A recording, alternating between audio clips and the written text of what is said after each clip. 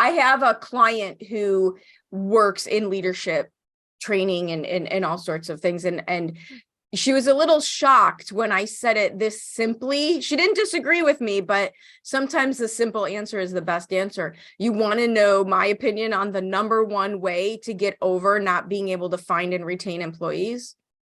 Be the place everyone wants to be. Exactly. Like, just be the place that everyone wants to be. Well, and that's the other thing is there's a very easy default of, oh, COVID. Everybody wants to be on unemployment. And I'm just looking at these people being like, no, they don't. Boy, if there is a consistency that's happening in your life and a pattern, it's time to look at yourself. Hi, I'm Erin Marcus, former corporate executive turned entrepreneur and founder and CEO of Conquer Your Business. Welcome to the Ready Yet podcast. We're excited to bring you more than 100 episodes of interviews and insights designed to help entrepreneurs get the financial and emotional freedom they need in order to build a business and a life they're proud of. All right. Hello, and welcome to this episode of the Ready Yet podcast, where today I get to talk to Cammelletti, which we were talking before I hit record, trying to remember how we met each other. We met through an amazing mutual connection, which always leads to additional amazing connections. So if you're not doing that in your world and in your business, I highly recommend it. I don't know what you call yourself, but I call you founder and CEO of Spark Your Mindset. So that's the fancy title I'm giving you. But before we get in a discussion, why don't you tell everybody a little more officially who you are, what you do, all the things. Yeah. So I do a lot of different things and it's progressed over time, right? As businesses do in my specialty. But right now, a big part of my focus is companies that are struggling with their teams. Oh. And so I'm coming in and I'm doing a culture survey through something called TIGERS. It's an acronym: trust, interdependence, genuineness, empathy, risk, and success. I find out the pain points. Then I go on site. I interview all the leaders. Then we do a team building exercise and I really see what's happening. And then I present on the pain points that came out of the survey. That's an anonymous survey. And then I identify the areas of change that I think that I can really affect. And I go into leadership coaching from there. Cool. All right. I have questions because I've actually wanted to have this conversation. I've had it a little bit on the diversity side. And as a leader, I'm sure that becomes somewhat of your conversation. And you kind of can't do leadership without inclusivity. Totally. So I have a theory. Yeah. Businesses exist to make money, right? People go into business, people start businesses, and no matter how big your business is, Coca-Cola, FedEx, we all know the story about how FedEx was started in a garage. Like, it starts with a human, it starts with a person, maybe a partnership, right? Because businesses exist to solve problems and they make money by solving problems. Most businesses really want to focus on the problem that they solve. I get it. It makes sense. And so anything that becomes a barrier, whether it's team building, whether it's HR, whether it's diversity and inclusion, whether it's governmental oversight, I don't care, whatever it is, anything that creates a barrier, creates more dots to connect between the reason the business exists and serving the clients, they inherently, and I really mean this non-judgmentally, because I do believe things need to change, but if you think about it, why do we have these problems? They see it as a barrier, an obstacle, a problem, a thorn in the side, a pain in their butt, right? Well, one of the things I hear so much that makes me go, what's really underneath that is there's just no employees. Oh my God. I don't have that problem. I hear that all the time. And I'm not saying there's not some reality in certain industries that people aren't going into and everything. Oh my God, please just continue. Because I know I already agree with you. the judgment that comes out from me that makes me more curious is, why aren't people wanting to work with you? Yes. That's what's underneath it. Yes. And some people will say that my coaching can borderline therapy, but I go back to, if your people are good here in their heart, they are amazing in your business. 100%. If they are not, and they have their own personal barriers, they are not doing justice for your business. Right. So and your business needs to be an environment that supports the growth of people in order to support the growth of the business. the biggest thing I am also seeing is that it's old patterns from past leaders and generations. You and I both grew up in it, right? This is how you do it. If you don't like it, you're out. Right. Be happy you have a job. You're lucky to have a job. Right. No, totally. Right. Because businesses are made up of people. So if we as individuals behave that way, where we repeat patterns until they're healed, why would we expect a business to be any different? And so sometimes I work a lot in the vacation rental management industry. It's a very interesting industry. It's very family, like literally multiple generations are in the business working in different departments. Yeah. Some people have inherited the business. So they've inherited old mindsets that they've been fighting against since they were 3, right? Right. That they're trying to shift. When you add those, I used to work in a family-owned business. I was not the family member. So it was much easier for me externally to see, like, you're a brilliant, brilliant, brilliant person who turns into an 8-year-old as soon as your father is involved, right? You can see those patterns. Yeah. So, yeah, that's what I do. And I talk a lot about, like, we're in the people business because especially in that industry, not only do you have guests that are coming to stay at your homes, you have homeowners. Yeah. And then obviously internal customers and your vendors, but it's all people. It's all people. It's all people. I have a client who works in leadership training and all sorts of things. And she was a little shocked when I said it this simply. She didn't disagree with me, but sometimes the simple answer is the best answer. You want to know my opinion on the number one way to get over not being able to find and retain employees? Be the place everyone wants to be. Exactly. Like, just be the place that everyone wants to be. Well, and that's the other thing is there's a very easy default of, oh, COVID. Everybody wants to be on unemployment. And I'm just looking at these people being like, no, they don't. Boy, if there is a consistency that's happening in your life and a pattern, it's time to look at yourself.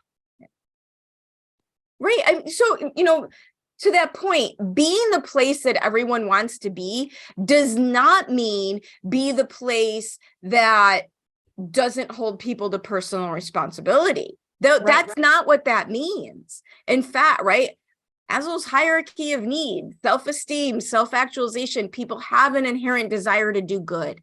They really do have, most people have an inherent desire to be better.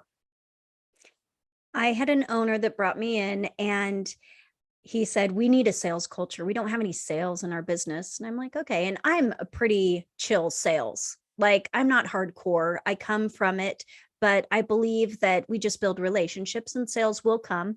But you also ask good questions and understand people's needs and all the things, right? And he was just so taken back by one of his employees that thanked him.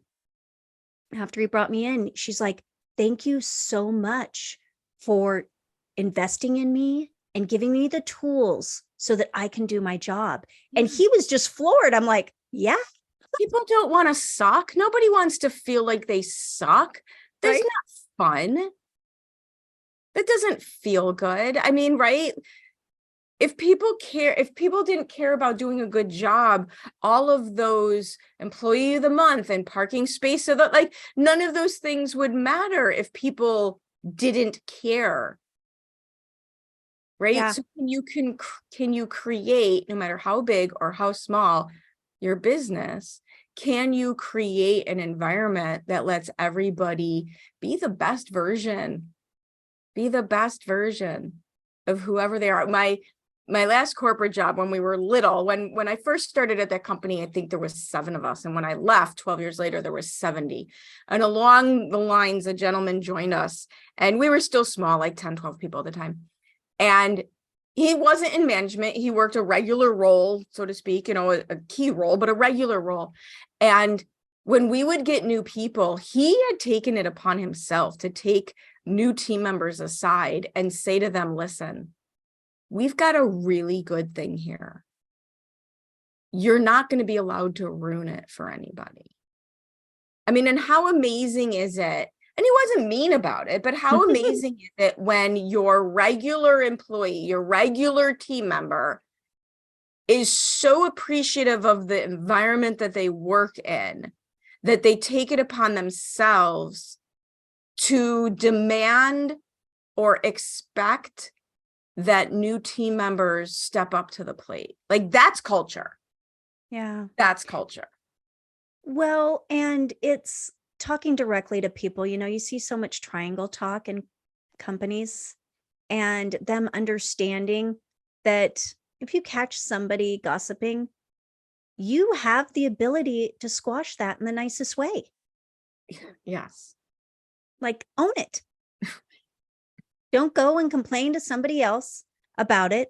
Own it, squash it, but don't partake. Right. And I say one of my overall point of view about people in general is that we would rather go broke. Too many people would rather go broke and suffer heartache than have a difficult conversation. And so it can be a difficult conversation to approach somebody with integrity and good intentions, as opposed to wanting to jump into the drama triangle and persecute or play victim, right? It's difficult to hold clean intentions, be in integrity, and say, listen, this is what's going on. This is the effect that it's having. This is acceptable. This is not acceptable. And giving people the space to retreat gracefully. Well, I'm all about questions. And it's always asking too, and they're open-ended. And so if somebody comes to me and they are talking badly about somebody, my question is, wow, I wonder what's going on for them right now. Yeah. Right? Obviously, the E in the Tigers, empathy is a big piece of what I talk about. And I've been talking about it for years. And it's something that I had no idea about, 10 years ago. I was like, empathy, what? Well, and I think the fact that our default as a society has turned into outrage has shown, right? Like the knee-jerk reaction to everything is outrage, which basically leaves no room for empathy. Yeah. And do people feel at risk if they show up with empathy and the other person shows up in outrage? It's all energy in my book, right? So you get to choose the energy that you put out there. What's that look like? It's up to you. So switching gears a little bit, I love it. How did you get into this? What's the origin story? What's the background? Yeah, great question. It started out with sales coaching. And it often does, doesn't it? Mine too. Right. It started out with sales coaching. So this is my second business. My first business was event planning.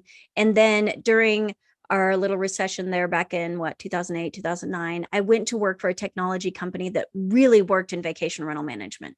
Oh, interesting. And yeah. And I was going on site and I was training, and a lot of sales focused. Right. And I love hospitality. It's what I've always done 30 plus years. So sales. What happened was I was at a point in my life where it was time for a change. I was traveling too much. I was trying to start a family. I was stressed, tired. I needed to change. So I went out on my own, and I had a friend in HR working in the industry independently. And she's like, Allie, we need sales training so bad. Come on, come on. She kept pushing me. And finally I was like, okay, I'm ready. I'll do it, because it's a lot of work to start up your own business. Yeah. It Yeah, is. understatement. Totally. It's a lot of work to keep running your own business. Right. And I knew I wanted to do it differently than the first time. The first time, like I had a marketing person, I had, an accounting person, all the people. And I'm like, I'm going to simplify it. Right. I don't need a lot of things. I don't need a big office. I just need the ability to communicate to people and inspire them. Mm-hmm. Then this year, which I need to go back and double check because numbers get a little wonky with me sometimes. I'm pretty sure I'm at my 10 year in this business. Very nice. I will say it was only like 3 years into it. A woman was hearing me speak about empathy, and she was a manager, and she came up and she said, I want you to coach me, not my team, me. Wow. And I was like, talk about some brave self-reflection. Right? Good job, her. Yeah. Love this lady. And so I was like, okay, I can do that. Right? Because I think I can do anything. So I know that problem. I know that. So I did. And I didn't have a lot of structure originally. And I started creating structure. And then I got a couple certifications. And here I am. And then it just kind of shifted more into what I do now. So there's definitely customer service in there because that's my background as well, sales. And like I had one of my clients, she's like, do you do guest service information? I'm like, oh yeah, I do. I have it. And so more than anything, it's leadership now. I hope you're enjoying this episode of the Ready Yet podcast brought to you by Conquer Your Business.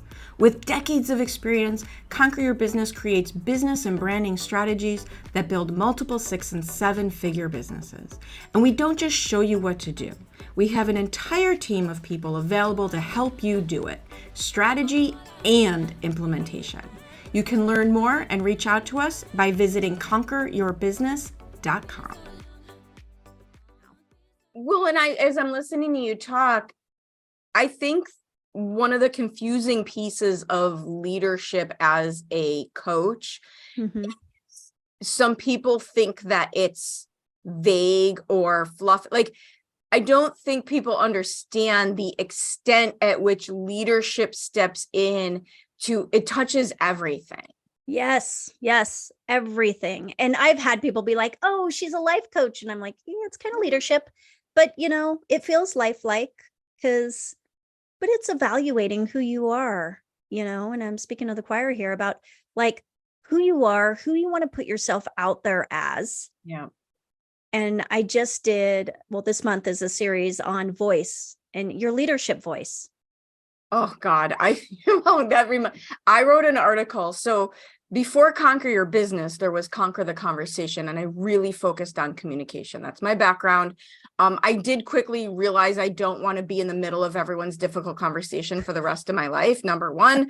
So figured that out early. And two, I was focused on communication and marketing and messaging, and then realized most people don't know what they're doing for a living or how to build a business. So hence the shift. But when I had that business, I wrote an article. This was one of the most, I won't say well-received, but broadly received things that I put out there. And I titled it, What is it like to be on the receiving end of you? I love it. Right? What is it like to be on the receiving end of you? That's leadership skills. Yep. Yes. So this last year, I have done the Positive Intelligence program. Have you heard of this? Yes. Love it. Yeah. With Sherzad. Yeah. And the saboteurs. Yes. So now I brought it in, and for listeners, the saboteurs, right? It's that operating out of fear. Right. And my top saboteurs originally, I just retook it, was hyperachiever, stickler, and controller. Surprise. But we want to shift it, right? Want to shift it to sage, operating out of love, which is curiosity, empathy, creativity. And ultimately, when we're able to do that, we're at peace. And it's a beautiful thing because that energy flows, as we know, in leadership.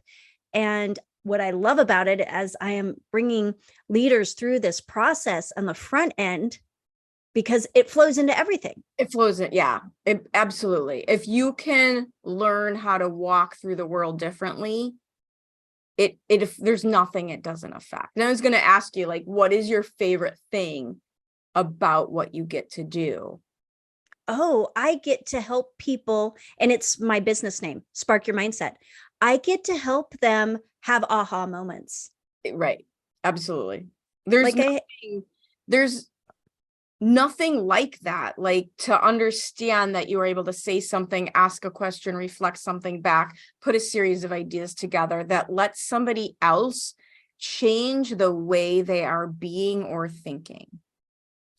And I like to do like an end of kind of coaching. Let's look at you, what'd you learn, what'd you discover? And one of the most beautiful things was somebody that I had been coaching, and she's like, I didn't believe I was a perfectionist. I really didn't. And perfectionism can be really hidden at times, right? Sometimes it's like you can see it pretty easily. Other times it can be hidden more. Tricky.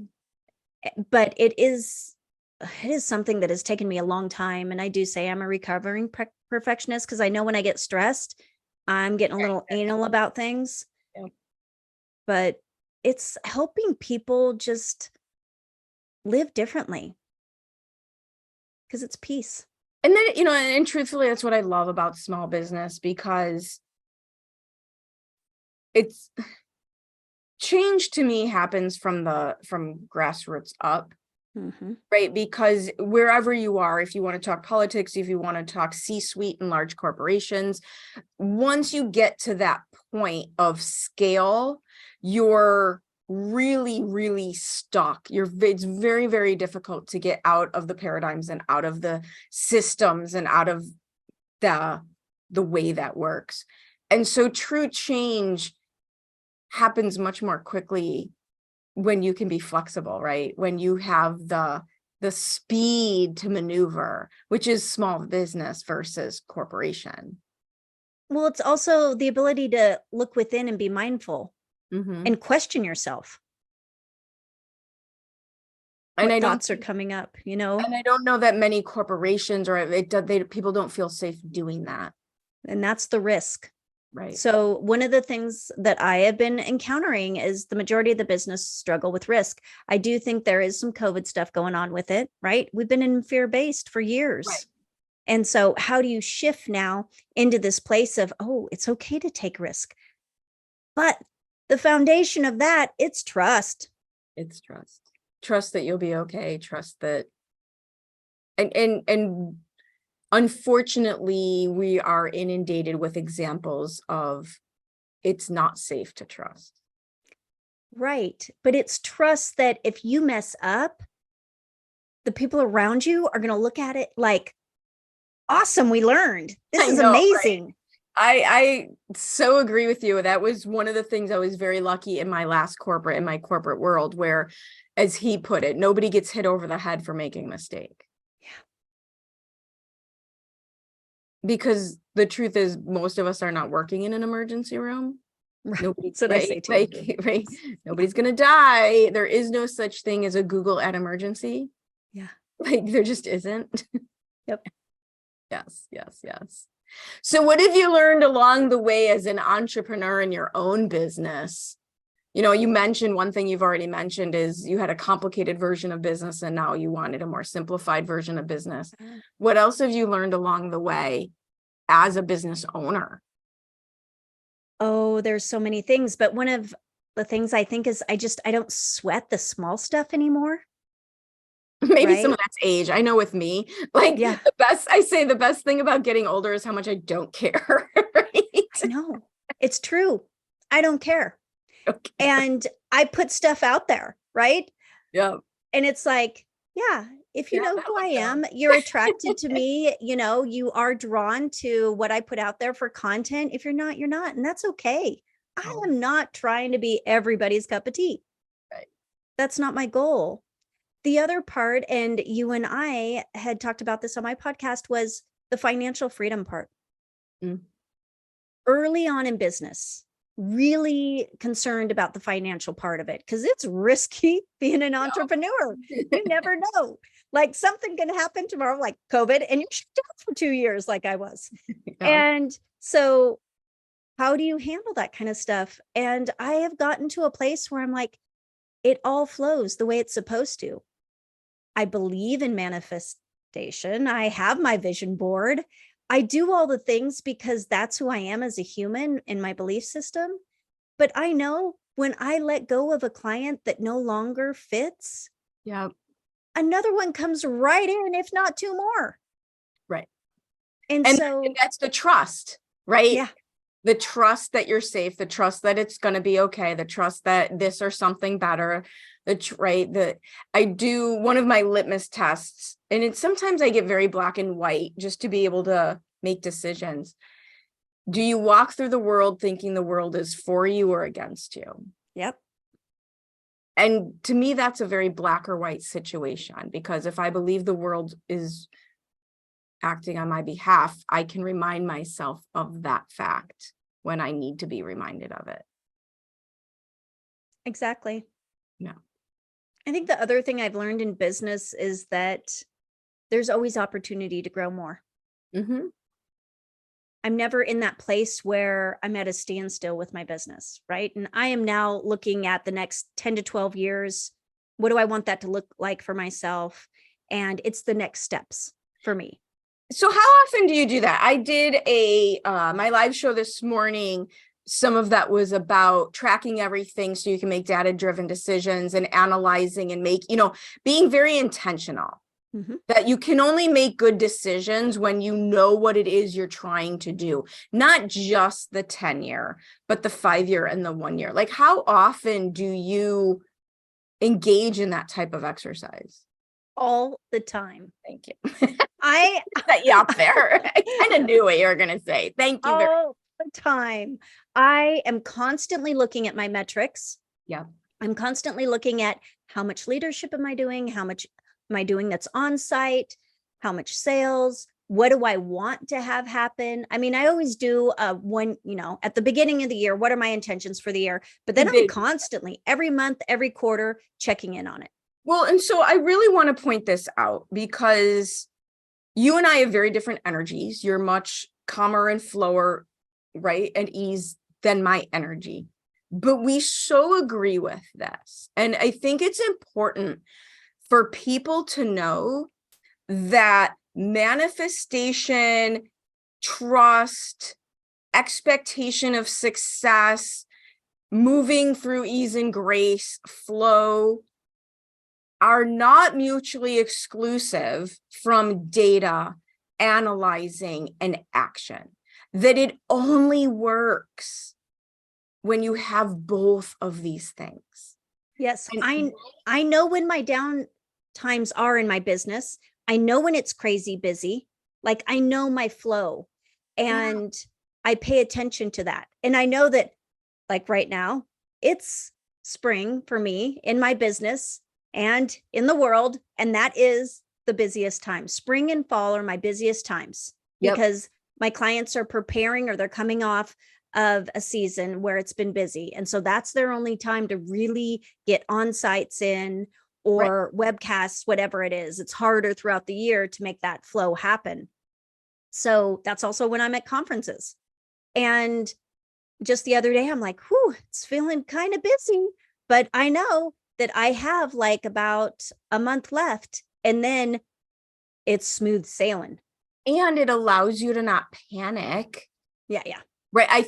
I know I do this. I have to be careful that my response to not being busy, right. We don't want a situation where my inherent response to lack of overwhelm is panic. Yes. Do they say that right? Yes. Yeah. Right. Like, we don't want that. Yeah.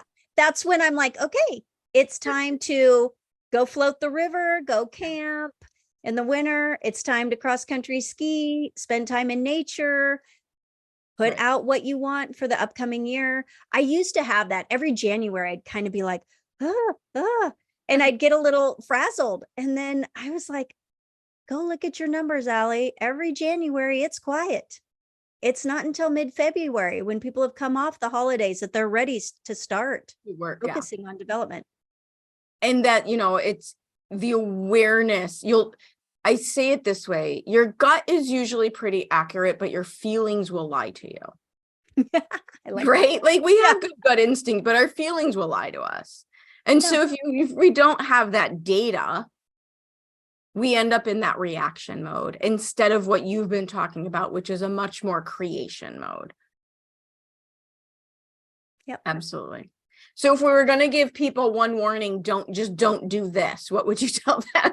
Because usually when I ask business owners, what's a good fail that we could share with people? Just don't do this. They all laugh and go, oh my God, I have so many. So what's a good, like, just don't do this? Ooh, gosh, I kind of have two, but maybe they go together. You can. One is don't act out of fear. That's a personal value for me. I act out of love. Mm-hmm. I don't hold on to clients because I'm scared to lose the income. Yep. I act out of love for what's best for them Yep. and for my own sanity sometimes. The other one is, and you know what? I just lost it. So I guess that one was the one that was meant to be. Love it. Love it. Absolutely. Absolutely. Yeah. So if people want to continue this conversation with you, and I highly, highly, highly recommend they do, what is the easiest way for them to find you?